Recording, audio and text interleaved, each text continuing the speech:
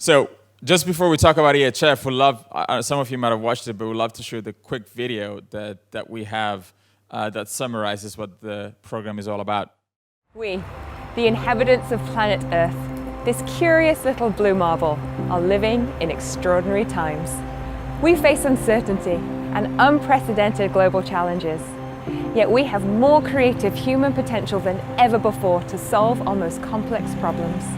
The question we all need to ask ourselves is, can I see a future where we realize our spectacular potential while ensuring a sustainable future? New Zealand is full of people who believe in that vision. If you want to make a positive global impact, New Zealand wants you. This is the place of the possible, where bold ideas can quickly become bolder realities. Where the first women in history claimed their right to vote. A peaceful, nuclear-free country that bridges the East and the West, honours Indigenous rights and stands up with integrity for what it believes in. New Zealand is an incubation nation, where visionary entrepreneurs take action, where pioneers push boundaries to create models for the rest of the world to follow. New Zealand's most celebrated global citizen, Sir Edmund Hillary, was the first person to climb Mount Everest. And he then dedicated his life to serving people around the world. Today, the world needs more people like Sir Ed. Humble leaders who can face the insurmountable and see a possible pathway. Visionary entrepreneurs with the audacity to execute on bold ideas, who can take advantage of the unique opportunities New Zealand offers and lead at the edge. Which is what the Edmund Hillary Fellowship is all about. To build a global community of catalysts working to create positive global impact from New Zealand. The Fellowship brings together a select group of entrepreneurs, investors and startup teams each year who are determined to challenge the status quo, solve pressing global problems and impact the course of humanity. International fellows will have exclusive access to New Zealand's new Global Impact Visa, the most entrepreneur-friendly visa in the world, and the first to focus on impact. As a fellow, you'll become part of New Zealand's collaborative environment to help you succeed. With the support of the New Zealand government, we're assembling a community of global citizens who are dedicating their talents towards building a better future. Be it through education, economics, the environment, agri-tech, healthcare, media, software, or whichever unique gifts they have to contribute to a more regenerative and equitable global society. Any entrepreneur or investor can apply, regardless of age, qualifications, level of work experience, or what country you come from. What matters is your ability to create solutions for the world. So find out how you can join a community of fiercely determined entrepreneurs and world-class mentors in New Zealand, the incubation nation on the edge of the map, where together we can ascend and create a more beautiful world for ourselves and future generations.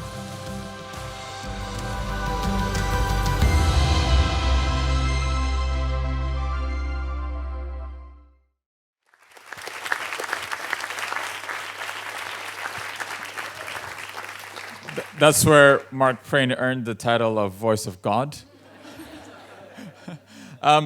So over the last few days, it's been really amazing to have all of your contributions and participation to helping us really think through how to implement this successfully, where to start, where are the first few steps. But just wanted to use this opportunity to dive a little deeper into what are some of the practicalities, some of the details, because we've just been overwhelmed by the positive support and ways of everybody wanting to participate in this. So I just want to run through just a few bits and pieces here. Really what the fellowship is about is, as I mentioned last time, is about creating a broader ecosystem of change. What that is though there are fellows and there's the entire ecosystem. And what is the distinction between the two? How we see the fellows fitting into this program is the individuals who are dedicating their time to manifest global impact for a lot of different angles, and with New Zealand as that incubation nation as that base. While everyone else might be wearing all sorts of different hats maybe people in full-time jobs or working in institutions that could have some relevance and overlap with this initiative, who could be part of this movement in this ecosystem, but playing more of a supportive role. So why should people become fellows and be part of this program as a fellow? The few areas that we see as the key foundations of the program and the 3-year experience is that opportunity to learn and grow. Imagine the experience people have had during New Frontiers, and each person who I've engaged with at least has said how much new perspective they've learned and what they've gained from such experiences. We want to replicate these and have them throughout the 3-year experience so that it becomes a very rich learning opportunity for everybody who gets involved. We're developing global networks and access to resources, to investment, to hubs and various bases around the world. Our vision is people who join this program as fellows, when they are in New Zealand, they get more connected to the world than where they come from. So for people who are coming either from California or Beijing or Shanghai or London or different parts of Brazil, what we want to do is by being part of this program, you get access to the best resources and the best networks around the world. There's a community of peers, of fellows that is being created as well. How many of you have done MBA programs here or have gone to sort of master's programs where your peers amongst others who are kind of going through a similar phase as you? So much of what people join those communities is to learn from one another and be part of this support infrastructure. And this really matters as well for people who are coming from overseas, because moving to a new country is not easy. Or building a base in a new country. Like I moved here 4 years ago, and it took me 1.5 years to build my sense of community and understand who is who. We really want to create that sense of community first and foremost when people arrive here as part of the cohorts, as well as tap into a lot of communities across the country so that you're supported and provided the mechanisms to succeed at what you do and feel a sense of belonging. That ties into the next point of having local access. There's so many amazing resources. I mean, you spend time here in New Zealand. I still come across so many groups and institutions and organizations that aren't out there. And what we're doing is creating a national network of clusters where a lot of resources, opportunities, individuals, teams, organizations, and communities are. And so we want to provide access to all of those to our fellows. And actually, Kiwi fellows as well would significantly benefit from this because my experience has shown actually how a lot of these clusters may not always be interacting with one another. And the last bit is support, individualized support. Our team asking the fellows and saying, how can we help? Where are you stuck on? Where are the red tape that we can help remove or connections to have or be there to support each individual through their own journey. And it's going to vary and it's going to differ from person to person. One thing that wasn't clear to a lot of people was how Kiwi and fellows can get involved in the fellowship program. So we're aiming for up to 100 international fellows a year and 20 fellows from around New Zealand. So this is not just about people from coming overseas. It is about New Zealand entrepreneurs and change makers who are based here as well. And everybody goes through the same process of selection. So there isn't sort of a differentiation, and everybody becomes part of the same community and network. For Kiwis who are looking into this opportunity, of course you don't need a visa, but that's primarily for the internationals. But the support network and the environment and the access to a lot of the resources that we're developing and building is likely to be a huge asset. And we also expect the Kiwi Fellows to be hosts for those who are coming from overseas in a mutually beneficial relationship that becomes part of this. So this is our first attempt at actually visualizing what that ecosystem looks like. And if you look at it, the fellows are just one circle. It's selective. Lots of people are applying for this. So, it's a group of individuals who are saying, I want to be the champion for this social change or for this project in this initiative on the ground. Or I'm an investor and I want to spend my time supporting those people who are in that process. But there are so many other players in this ecosystem that many people in this community, as well as hundreds around the world, can plug into. One of the main ones you see there are ambassadors and people who are representing this program in different parts of the world. I know Sandra introduced herself as an ambassador last time, and we're building this network across the world as well. People representing the values in New Zealand, mentors and advisors and supporters who are there to enable the fellows who are actually on the trenches, as Severin was saying, with strong backs bending down and farming, morning to night. That's really what a lot of the fellows are going to be doing. So that mentor community is of great support to that team. We've got Immigration New Zealand and all the New Zealand government agencies who see this as a priority and are putting a lot of time and human energy to make this a success. And so there's a clear and definite partnership there as well. We've got the investor network. We talked about, we need water to help new life grow. We need resources for a lot of great ideas and for people to take a bet and support initiatives. And so that includes local investors as well as investor communities across the world. For organizations, for entrepreneurs who are building nonprofits, for example, there are foundations as well. And just a quick note there, we're agnostic on the type of organization structure anybody can join EHF with. So it could be for-profit, non-profit, B Corp, cooperative, whatever model suits you best, that's all welcome. And alumni communities. So we expect it's not just a 3-year thing and off you go to the world to do whatever you want. We want to continue to maintain this community and this network of support. And alumni would engage with the fellows as well, with the newcomers who are joining in, and be able to take advantage of the broader ecosystem.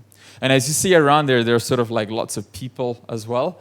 Don't want to overly structure some of these ways people can contribute. And I can imagine even many people who want to be part of this ecosystem could wear several hats at the same time. So we see catalysts, we see connectors. Julie was talking about yesterday around hosting people. So if somebody's coming to my city, I've got an extra bedroom, and I raise my hand to host people. So there's so many ways people can be part of this ecosystem. And great change makers need a lot of talented people around them as well.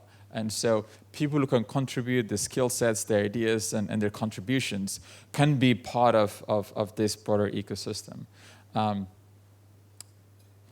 The last one I don't want to miss is, there are a lot of existing established communities across New Zealand as well, the incubators, the accelerators, the research and development entities, there are grant-giving organizations, there are universities, regional economic development agencies, a lot of people who provide professional services that just make people's life easier. And so all of these individuals and groups are part of this ecosystem. We don't want to reinvent the wheel. We're leveraging a lot of them that exist out here and tailoring their services and the programs to help fit for the needs of the fellows. So one thing that is very clear and has been clear to all of us is EHF is a values-driven, values-based initiative. And a lot of these values have been inspired by the life of Sir Ed and also the values of Aotearoa New Zealand. Values of boldness, understanding the interconnection between what you're working on and what other people are working on. This value of excellence. We're here to manifest. We're here to manifest change. And so excellence is a big part of our foundation. Global impact, so looking at local solutions, but what are the applications of what I'm creating to different communities around the world? Living a life of authenticity and showing up as your full self. Sir Ed, again, he's a great inspiration of a person who fully embodies that. This value of stewardship. Many of us have been talking about that the skills and a lot of resources that we have are gifts. None of us, I was born naked, and I'm going to die naked, and all of us are going to go through that, and everything that's happened in between is a gift, and we see ourselves as stewards. And so understanding the unintended consequences of all the things, of actions that we take. And that value of humility as well, that I don't know, we don't know, but we're going to work together and figure things out together. In terms of what do we expect fellows to do when they come to New Zealand or when they become part of this program, there are few areas that would provide the platform for them to plug in and contribute. We're looking for fellows who are building solutions, for fellows who are being a connection node between the communities that they come from and the communities that they find themselves here in. We're looking for fellows who are influencing with the new ideas and perspectives through their experiences and helping others think in a slightly different way. We're looking for fellows who are going to invest. And the term investment oftentimes get associated with just dollars moving from one account to the other and having share. You're all investing. You've all invested in EHF over the last 5 days. And in a similar way, people invest their time and skill sets and value to helping others succeed. So we're looking at creation of value in a much more holistic way.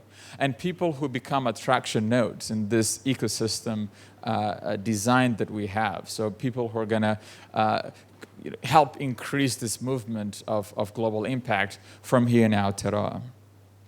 I'm going to touch upon the visa part very quickly. We talked about it last time for those of people who are coming from overseas, but it's an open and flexible visa. Through the pilot program over the next 4 years, we've got 400 spots for the Global Impact Visa. Individuals and teams can apply. And so that's a very different approach that we're taking as well, as immigration has often looked at just people at an individual basis. And we're creating infrastructures for families and teams to be able to be part of this initiative as well, as that is a big consideration for people, and there are pathways for them. And after 3 years, it results in permanent residency if people are interested and apply for that. So this creates a path for much longer-term engagement with the Aotearoa, as well as developing deeper roots.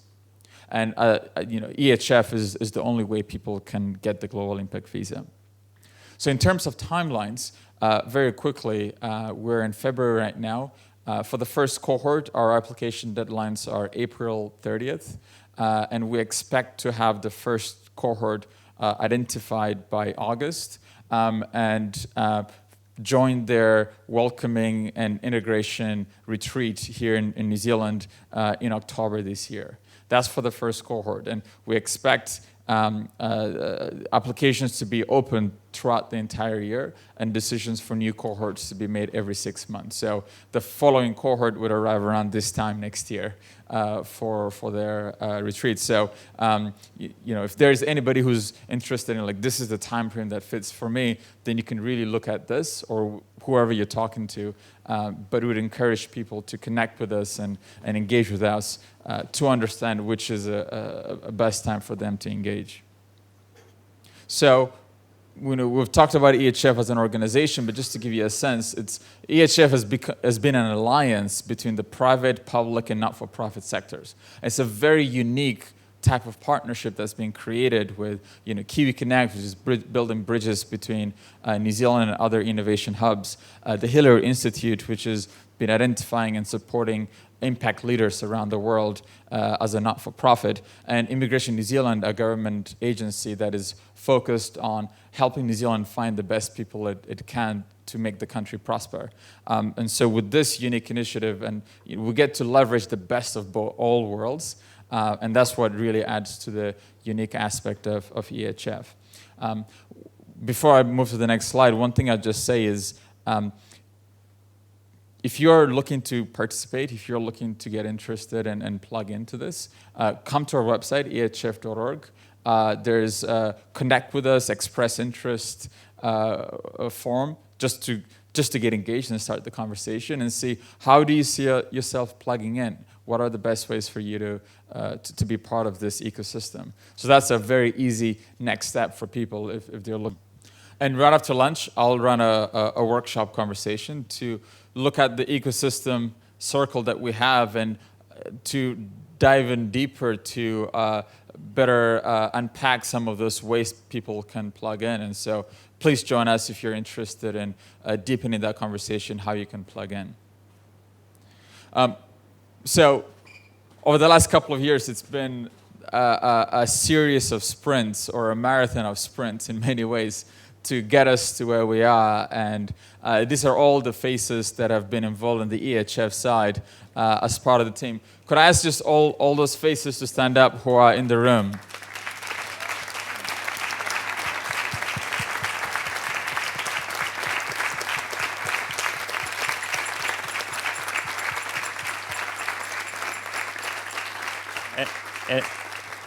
It also comes with a thanks to people who have worked with the Kiwi Connect organization in various capacities over the years. Rebecca Mills, Shannon Royster, many others who have been a part of the seeds that got planted here. Yeah. I also want to give a big shout out to their partners and families who have been part of this journey, directly and indirectly. Please, if you're a partner of any of these individuals, show us your hand. You're here. Yeah, there are many more, you know, and this collaborative effort has really taken the best energy of every individual who's been involved, and that's how amazing things get birthed. And so we're very excited to move to the next phase of the manifestation of this project. The Minister of Immigration gave us really good wisdom last week, which is a step at a time.